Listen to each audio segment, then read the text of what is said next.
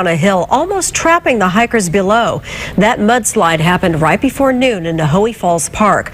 News Channel 3's Corey James was there shortly after it happened. And Corey, you talked to one of those hikers.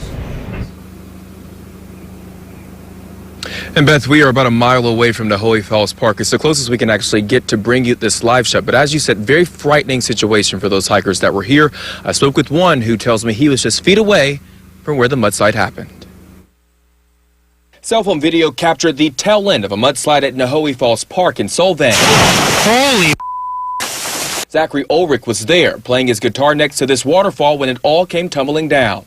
I could feel the shockwave of it coming from behind me, like it blew past my head and there were little chunks of the rock still flying. Ulrich says he and two others jumped into a nearby creek and looked for higher ground. And we were just freaked out because it still was coming down even after we got out of the way. He tells me it was a frightening situation that could have been worse because moments before it all happened, a father was there with his two little kids. I'm just so thankful that it wasn't those kids, the two kids that were there right before me when they left. I mean, those kids would have been buried. Santa Barbara County Fire responded with 3 engines along with its urban search and rescue team. We canceled most of the resources when firefighters got on scene and realized that everybody was out, nobody was trapped above the slide, and there were no injuries. Though no one was buried, something was, and Ulrich is hoping park rangers can help him get it back. I was just telling the rangers, I mean, I'm glad to be alive, but I told them, if you ever dig the rocks up, you know, my guitar case is under there. It's completely buried.